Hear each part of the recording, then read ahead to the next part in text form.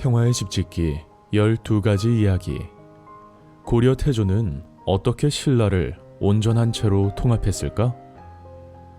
후삼국 시대, 신라는 국력이 쇠퇴하여 옛 백제 지역에는 견훤이 후백제를 세우고 개성 이북에는 궁예가 나라를 세웠다가 의심과 포악한 성격으로 국사를 망치게 되면서 덕망과 인품이 있고 무장으로 이름난 왕건이 신하들로부터 추대되어 고려를 건국하게 된다. 태조의 과제는 신라와 후백제를 정복하여 통합하는 것이었다. 손자병법은 적국을 온전한 채로 포섭하는 것이 최상이며 국토를 파괴하고 얻는 것은 차선이다 라고 말하였다. 태조 왕건은 손자병법을 따라 신라를 온전한 채로 포섭하는 최상의 방법을 따랐다. 고대로 내려오는 병법서에는 육도, 삼약, 손자병법, 오자병법 등 무경칠서라는 병법서가 있으나 손자병법만큼 오랫동안 많이 읽히고 후세에 영향을 준 병법서는 없다고 해도 과언이 아니다. 손자의 제자로서 손빈 병법의 저자인 손빈, 법가 사상의 창시자인 한비자, 노장 사상의 쌍두마차인 노자, 그리고 정복전쟁을 통해 고구려의 영토를 확장한 광개토 태왕이 있다고 주장하기도 한다. 고구려는 건국 초부터 손자병법, 육도, 삼약 등 병서를 완전히 소화하여 전략을 짜서 중국과의 전쟁에서 승리할 수 있었다고 한다.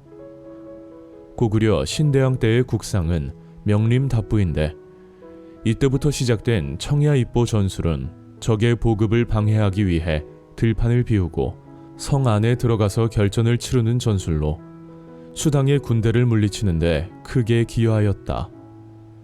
이는 손자병법 구지편에서 말한 산지전투의 원칙에 기인한 것으로 여겨진다. 우리 민족의 역사상 최대 영토를 개척한 정복군주로 불리는 광개토 태왕은 동북쪽으로는 북부여를 정벌하고 서북쪽으로는 숙신, 후연을 공격하여 요동을 점령하였으며 한반도의 신라를 백제의 침략으로부터 구하였고 한강 이남 백제의 성을 공격하여 한강 유역으로 영토를 확장하였다. 광개토 태왕은 정복전쟁에 나갈 때 군대의 물자와 비용을 이웃 부족 국가에게 징발하는 방법을 통해 전쟁 비용을 절감하였다. 수군을 양성하여 서해 쪽의 서안평, 즉 오늘날의 단동이라는 전략적 요충지를 확보하였다. 신호와 통신 체계를 통일하고 장비와 무기의 단위를 표준화하여 원정을 나가 전면전을 치를 수 있는 종합군대를 양성함으로써 요동과 요서를 포함하는 거대한 영토를 확보할 수 있었다. 손자병법의 작전편에 전쟁을 잘하는 사람은 군역을 2번 징집하지 않고 군량미를 3번 보내지 않으며 먼저 국내에서 군수 물자를 모으고 다시 적에게서 빼앗아 보충해 군량을 넉넉하게 한다고 했는데 광개토 태왕은 손자병법을 넘어서는 전략가로 여겨진다.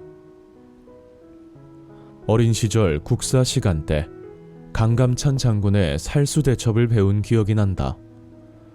수나라 군대의 절반쯤이 청천강을 건넜을 때 기습하여 수나라에 치명적인 공격을 하여 승리한 살수대첩은 손자병법의 행군편에서 말한 적군이 강을 건너 공격해 오거든 적이 물에 들어가 있을 때 공격하지 말고 반쯤 건너왔을 때 공격하는 것이 유리하다 라는 원칙을 충실히 지킴으로써 승리를 이뤘다. 고구려의 연개 소문이 당나라 태종인 이세민을 이길 수 있었던 내용이 무경칠서 중에 7번째 책인 이위공문대에 나온다. 당의 불세출 영웅인 이세민이 병법의 천재 이정이라는 전략가와 병법을 주제로 문답하는 내용이 있는데 이세민이 연개 소문에 대해 말하면서 고구려는 당에 대해 너무 잘 알고 있다고 하소연한다. 이는 당나라에서는 고구려의 방어 전술이나 지형, 날씨 등을 잘 모르나 고구려에서는 당의 병법에 대해 너무 잘 알고 있어 힘들다는 것이다. 이처럼 손자병법은 2000년 전부터 우리 조상들도 익혀왔던 병법서로서 전쟁이 발생하였을 때 적을 격퇴하는 전술로 많이 활용되었다. 손자병법이 전쟁에서 승리를 가져오는 병법서로 생각되지만 실상 손자는 전쟁을 하지 말라, 전쟁에 신중하라, 전쟁을 함부로 하지 말라고 말하고 있다.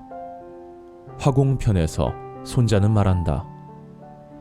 현명한 군주는 심사숙고하고 훌륭한 장수는 신중히 처리한다. 이익이 아니면 움직이지 않고 얻는 것이 없으면 부리지 않으며 위급하지 않으면 싸우지 않는다. 군주는 분노로 군사를 일으켜서는 안 되고 장수는 노여움으로 전투를 벌여서는 안 된다. 철저하게 계산하여 이익이 있으면 움직이고 이익이 없으면 행동을 그쳐야 한다. 한 나라의 지도자는 전쟁이 가져올 이익과 손실을 잘 따져서 함부로 전쟁을 일으켜서는 안 된다는 것을 손자는 2500년 전에 강조하였다. 그러기에 손자병법의 시작은 다음과 같다. 전쟁은 나라의 큰일이다. 인민의 생사와 국가의 존망이 결정되니 깊이 살피지 않으면 안 된다. 왕건 역시 손자병법을 철저히 익히고 실천하였다고 여겨진다. 왕건이 궁예의 신하로 있을 때 신라나 후백제를 공략한 경우 상비군만을 대상으로 공격하되 민간인들의 생명이나 재산에 손해를 끼치지 않고 국토를 파괴하지 않았다. 왕건은 이러한 덕망으로 궁예의 관료들에 의해 새로운 왕으로 추대되었으며 즉위 후 2년 만에 중패비사라는 행동지침을 표방하였는데 이는 자신에게 도움이 될 또는 도움을 준 사람에게 선물을 후하게 주고 말을 겸손하게 함으로써 세력을 넓혀 나가겠다는 것이다. 후백제를 건국한 견훤 역시 이미 쇠퇴 일로를 걷고 있는 신라를 멸망시키고 삼국을 통일하려는 야망을 가지고 있었다. 그리하여 대군을 이끌고 신라의 수도 경주를 침공하여 포석정에서 궁녀들과 대신들과 더불어 음주 가무를 즐기고 있던 경혜왕을 죽인다. 견훤은 경순왕을 신라왕으로 옹립한 후 왕족, 재상, 예술가, 여인 등과 더불어 역대의 국보와 무기 등을 탈취하여 철수하였다.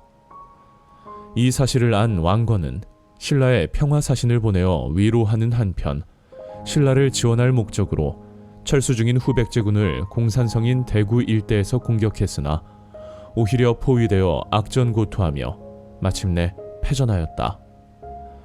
그러나 전투에서는 패배였지만 전략적으로 성공하였는데 왕건은 신라의 경순왕과 신하들 그리고 백성들로부터 환대를 받았기 때문이다.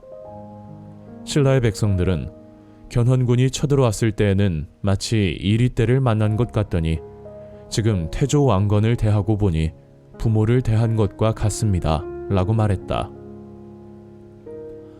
당시 고려는 북쪽 발해 및 말갈, 남쪽 후백제, 동남쪽 신라와 국경선을 맞닿아 있었으며 바다 건너 나주 서남해에서도 후백제와 대치하고 있었다. 따라서 왕건은 여러 세력 및 국가와 전쟁을 하면 통일의 최초 승자가 되는데 어려움이 있다고 판단하여 전력을 후백제에 집중하고 여타의 상대는 포용 정책에 기반한 유화책으로 일관하였다. 이러한 정책의 기조에서 왕건은 무력으로 신라를 정복하지 않고 오랫동안 신라의 국토나 백성들을 해치지 않고 평화롭게 지내왔다. 그리고 서남해 후백제 지역을 공략하고 있을 때 후백제에는 왕위 계승을 위한 내분이 있어서 견훤이 고려의 전략적 기지인 나주로 망명하여 왔다. 왕건은 견훤을 매우 공손하게 대우하며 포용하였다. 이즈음 나날이 국력이 약화되고 있던 신라의 경순왕은 정권을 이양하고자 알려왔다. 935년 11월 신라의 경순왕을 비롯한 신하들을 신분에 따라 명예와 재산을 분배하여 줌으로써 신라의 국토와 백성 모두를 온전하게 피 한 방울 흘리지 않고 포섭하였다. 이후에 후백제의 장군 박영규가 고려에 투항하여 왔고 견훤도 반역한 아들들을 숙청해달라고 요청하여 군사를 동원하여 신검 등의 아들들을 잡았지만 관대하게 포섭하였다. 전투가 필요한 경우 전투를 하였지만 왕건은 가능하면 평화적인 방법으로 백성과 국토를 다치지 않게 신라와 후백제를 정복하고 마침내 후삼국을 통일하였다. 이처럼 왕건은 손자병법에서 말한 대로 적군을 온전한 상태로 포섭하는 데 성공함으로써 국토의 파괴를 피하고 아군과 적군의 생명을 아껴 민생을 살렸으며 전쟁으로 인해 피해를 받을 수 있는 물자를 저축하여 고려 창건에 더 생산적으로 기여할 수 있었다. 이 시간에는 전쟁을 치르지 않고 온 나라를 통째로 가져온 태조 왕건의 평화적인 통합에 대하여 이야기해 드렸습니다. 남한과 북한이 전쟁을 하지 않고 함께 살아가면서 통합하는 방안은 없을까? 다시 한번 생각하는 시간을 가지면 좋겠습니다.